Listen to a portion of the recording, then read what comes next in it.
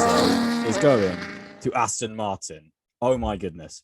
Hello, everybody. Welcome to the Winging It F1 podcast. I'm Freddie. I'm going to be hosting this little quick episode, which we've had to do a bit on the hoof because Aston Martin and Fernando Alonso have been at it in their little contract boardrooms in Hungary and have taken the F1 world by storm and surprise and announced a 2-year deal for probably with an option for Fernando Alonso to join Aston Martin in replacement of Sebastian Vettel when he leaves at the end of the season for the 23 and 24 Formula One seasons, in which he will finish the 2024 season at 43 years old and will be an old F1 driver.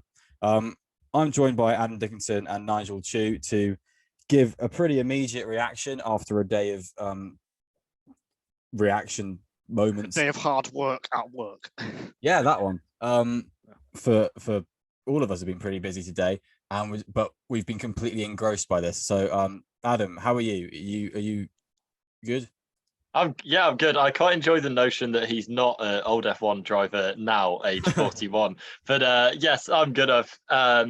I kind of shut this down when we talked about it on the Vettel episode, but the more I've been thinking about it and the more I've kind of, some of us have bigger problems, but the more I've been thinking about it, the more I'm like, yes, this does make sense. So I'm looking forward to discussing it and hearing what Nigel has to say after he shut it down even more than me.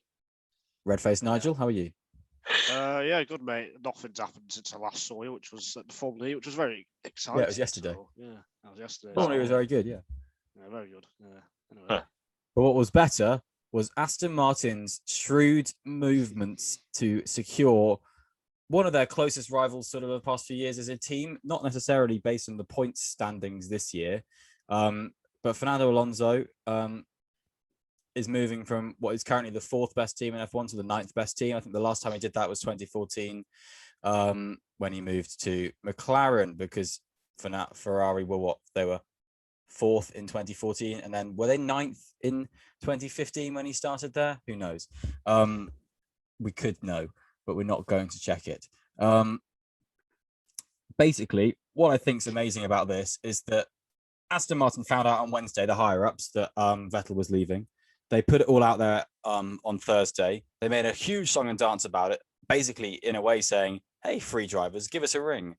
And now, what are we, 4 days from the announcement at 9 o'clock on Monday morning?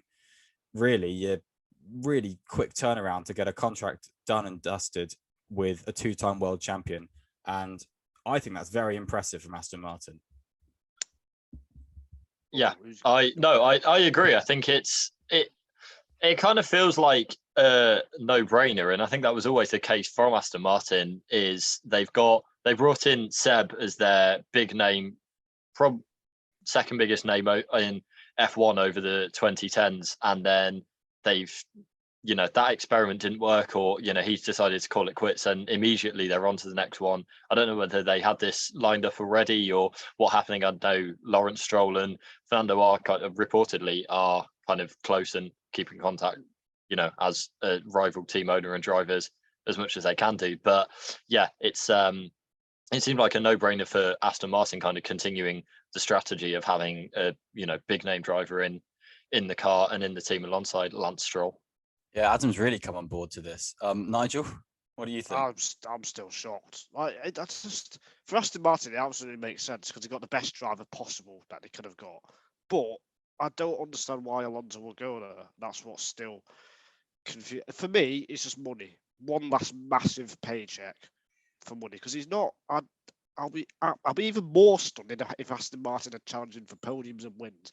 I was pretty stunned this morning when I saw the news, which half an hour after it was announced, because Freddie put something in the chat for context. Freddie put something in the chat about old Aston Martin have signed someone or something, and I was doing like a football transfer book, and I just didn't understand it. I didn't even think of Aston Martin have made an announcement, and then I found out half an hour later. So yeah, I'm still Eurosport's foremost news hound Nigel Chu there sniffing out the stories. Christian Horner's best mate. I mean, to me, it made sense from Aston, but I didn't get where the interest would be from Alonso. So that was kind of where I just couldn't join the dots together. But actually, you know, having thought about it now, I do understand that. And, you know, that, like you said at the time, there were a lot of paddock kind of murmurings and reportings that this was on the cards, but I just got kind of too caught up in logic, which never defines Fernando Alonso's career, and I shouldn't use that to try and predict Fernando Alonso's career. But what do you think's Fernando's motive then, Adam? Do you think when you say it's logic, do you think it's just a logical team to move to, or do you think it's because I'm leaning on the board of it being, well, Nigel's moving money, I'm moving a bit of kind of classic Fernando heart ahead of mind, where he's fallen out a bit with the bosses at Alpine because he wanted a 2-year contract and they were messing around with him a bit and saying, yeah, maybe we'll give you 1 year, then you can go to work, which is basically what they were saying in France last week. I think he's had a bit of a knee-jerk reaction, but what would you say?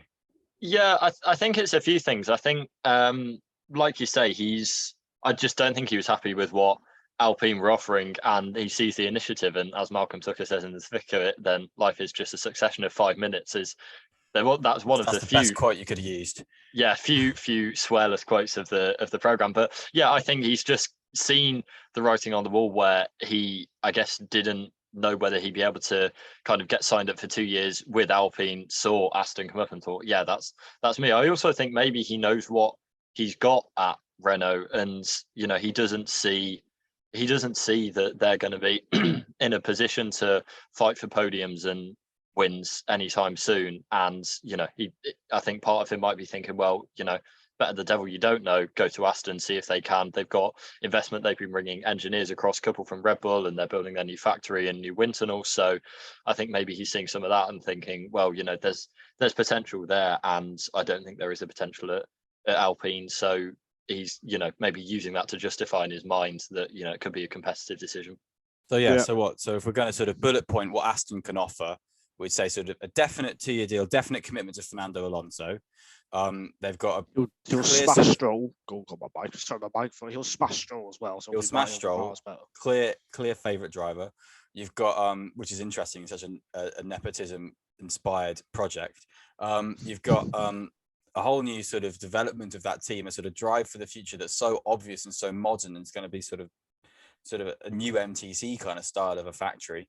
You've got personnel coming from all over the place. You've got Mike Crack starting this year. Martin Whitmarsh came in last year. You've got Dan Fallows, who's sort of a huge designer coming in from Red Bull, who's going to have his design imprint all over the 23 and 24 cars.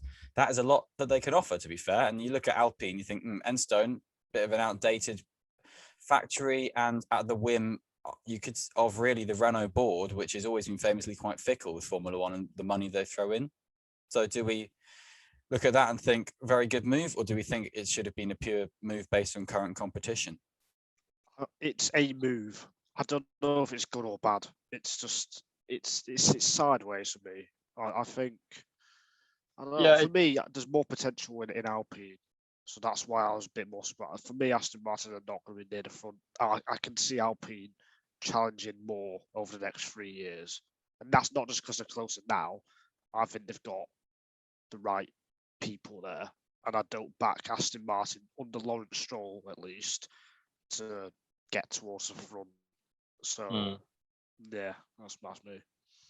It's just a really time will tell move, because I think like every move. Well, yeah, but you know, I think there is genuine potential in both sides, but I'm just not. I don't know. I don't maybe trust Fernando's evaluation of long-term successes with teams after what happened with McLaren. Every team. Yeah, but I don't know. You're saying Alpine's could have a championship-winning car next year, then? No. No, it's got to go in cycles. So it's always in an 05 or an 04 kind of year. So 94, 95, 05, 06. To be fair, it was 2013 was pretty, doesn't really add up. But anyway, I had a very good question that was very serious that I was going to interject with, but I forgot. You've wasted it with that. I wasted it with a stat to make a joke that wasn't even good and didn't even make sense. So yes, that's me messing up hosting a podcast. The question will come to you. I'll speak for 5 seconds, and the question will come to you. Won't it, Freddie, right now? Yes, it has. It's going to be a really weird kind of relationship with that team, though, because you've got such a sort of big figure in Lawrence Stroll. I mean, I always remember that video he did when Racing Point were alleged to be cheating and then found to have been cheating, and he put out that sort of hostage video where he said, like we're not losers, we're only winners, and that kind of thing. And I kind of feel like either you can form a massive, amazing partnership with Alonso, like Alonso did with Flavio Briatore, who's the only sort of team boss I can kind of compare to Lawrence Stroll, or they'll just absolutely rip lumps out of each other and they'll have an awful relationship.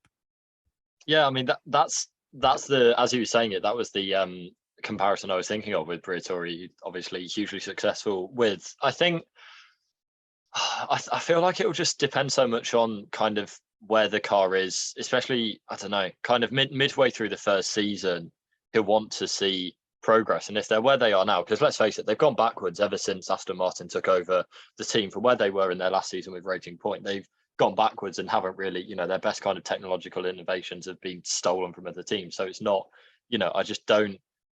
Yeah, I know they've got the new kind of engineering crack team coming up, but I do worry that if it doesn't, if they're not showing signs of optimism pretty sharpish, then I kind of think it will, start to go downhill quite rapidly. Yeah, I'd have to agree with that entirely. I think if the word they are this year, then we're going to get even better team radio than we've had for the last 10 years from Alonso, I think. So, right now I'd say I don't see it going well, and I'd love to be proved wrong. But even Lance Stroll and Fernando Alonso, I just don't see that as a driver pairing working too well. I think the personalities kind of clash, and you could have Lawrence Stroll. In the end, he gets on with Alonso now, choosing between his own son and the driver who's just miles better, and that'll be a really awkward position.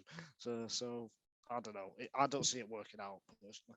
It's an interesting one because you could make a case for Lance Stroll being a very, very good midfield number 2 driver, which is kind of an awful way to rank a driver as a number 2 for a midfield team, not even a number 2 for a top team. But that, when you compare that to Fernando Alonso, I think that all of us would still agree would be a good candidate for a top team number 1.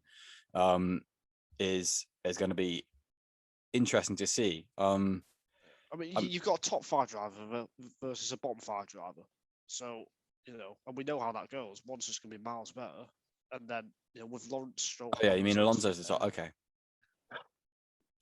But I mean, you say that, that's partly what makes me think it might not be an issue between Lance and Fernando is, I don't really see them clashing that often. I don't, I just think they'll be in different areas of the race for the majority of races Very next season. So, I don't know, but Aston have been so bad this season. Like they have just been really, really poor. So I know they've got the ingredients.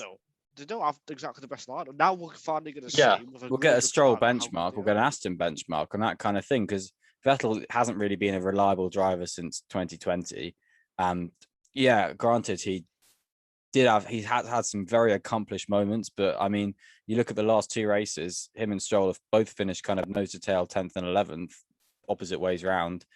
I mean, he's had some stellar drives, both Bakus and things like that, but it's kind of like, we don't really know if they're flashing the pans or if the car's so peaky and that kind of thing. We're not really, there's no way of knowing that. And I think Fernando Alonso is a reliable performer.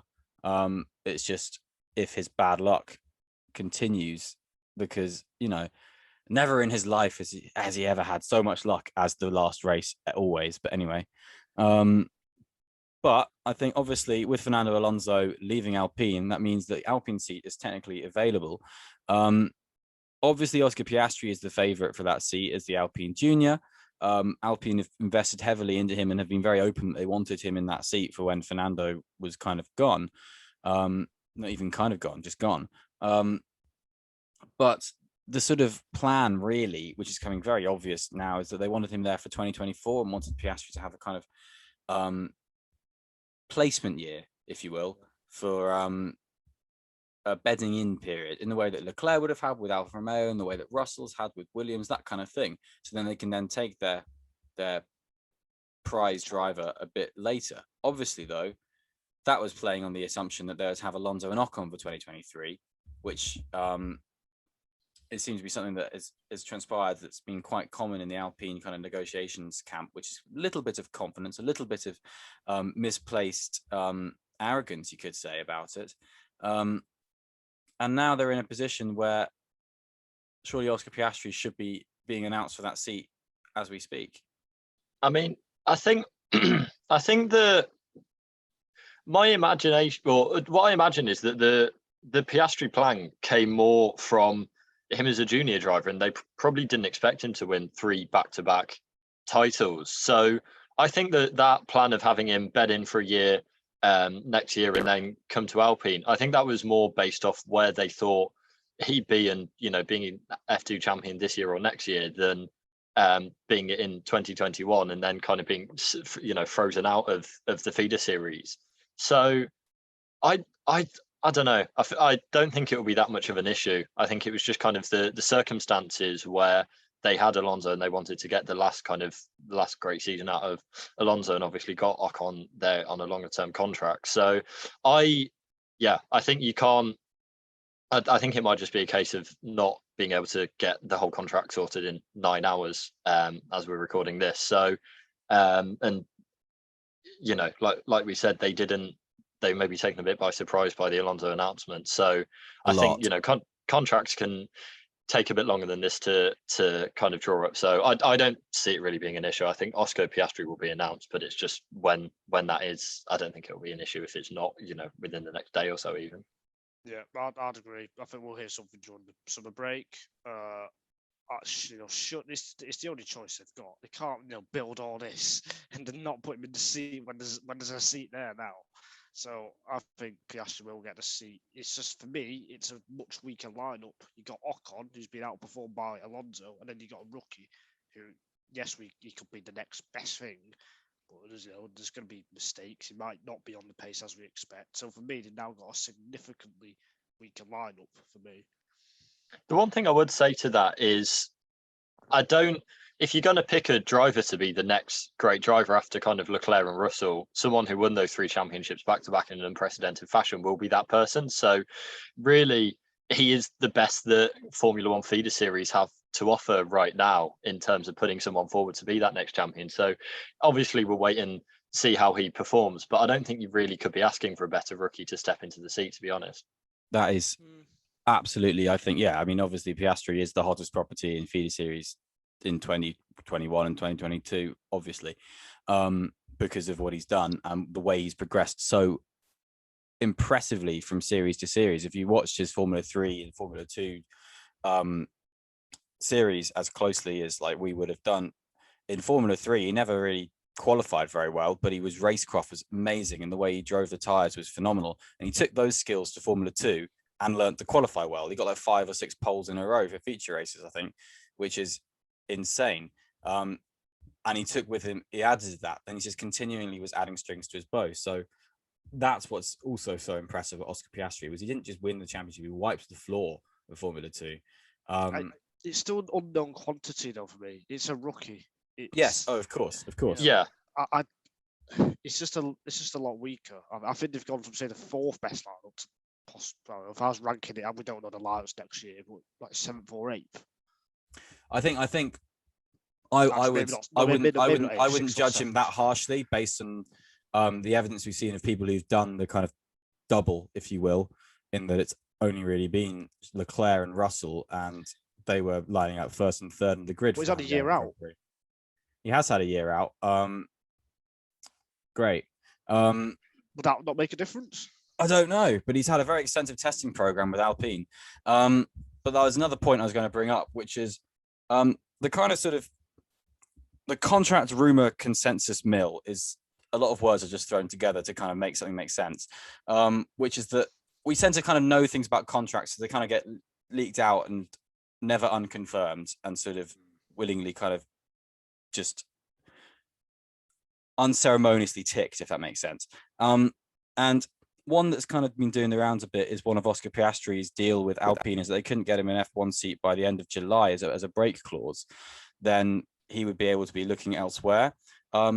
is it very convenient that Aston Martin has signed Alonso on the 1st of August, which means that now Piastri could well be a free agent and could hold a much bigger power to this driver market and could do something a bit crazy, or maybe have Alpine accidentally lost him? No, I think out of loyalty, Piastri would stay. You cannot surely smack Alpine in the face like that if he's a free agent, which he might not be.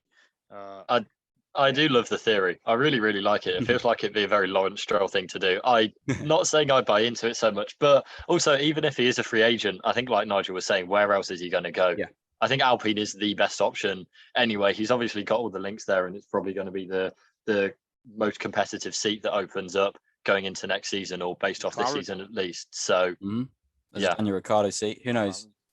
That's the thing. It's like that's the kind of thing more about this clause is that if it is true, it has been reported by some high quality places, namely The Race, which is why I was bringing it up, because it's been reported by journalists we all admire and trust, crucially, is that not necessarily does it make it a bargaining chip as well, but it could also just mean that there could already be pre-done agreements that we don't know about with other teams with Piastri that could then make this another complication. So who knows? Maybe there's a kind of if this deal isn't met, then there's a letter of intent, say, that means that Williams then get the rights to Piastri or something like that. We don't know, because obviously Piastri's been linked to Williams for so much of this season. For about sort of half the season, we've had 13 races since about race 7 or 6 even. There's been rumors that Piastri's going to be announced. So there's a lot at play here, and it's probably all going to be wiped off my mind and off the table when Oscar Piastri is announced on Tuesday morning. But as we record this on Monday evening, Freddie, what percentage do you think that Piastri will go to Alpine? I think he will. I'm 95% sure it will go to Alpine. Oh, okay. But I just think it's a really interesting discussion point, basically.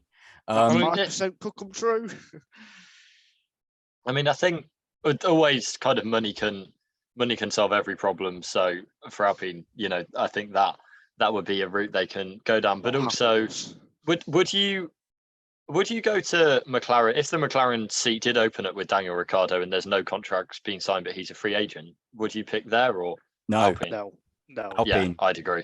Alpine looks like a much more user-friendly car. The McLaren looks like it has been very clearly tuned away from drivers who are normal. I think very much the only driver you could put in that car would probably be Fernando, Alonso. Norris.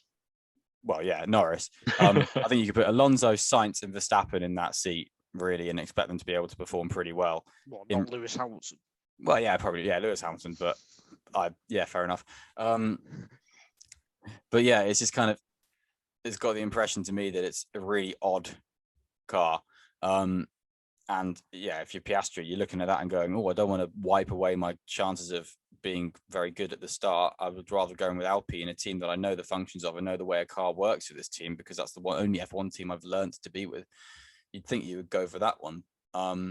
So, and obviously the question of loyalty stands in there, because obviously Alpine have paid for him to be in existence as a top tier driver.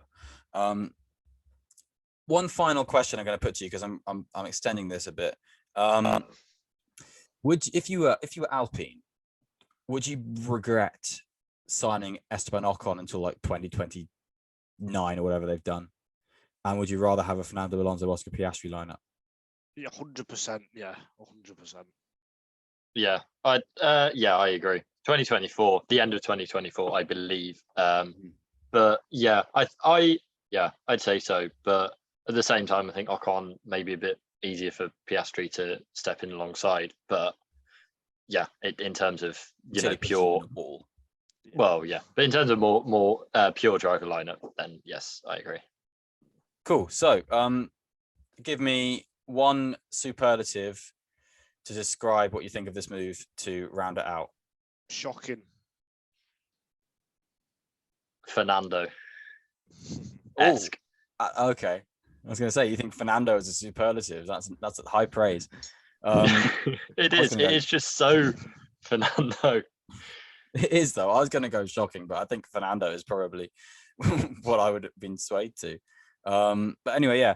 thank you very much, everybody. That's a brief little episode on Fernando that we're wrapping up now.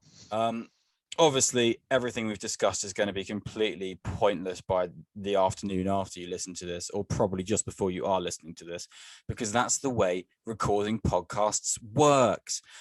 We have also recording after this, but it will be published pretty much at the same time, a race review for the Hungarian Grand Prix. Please go and check that out.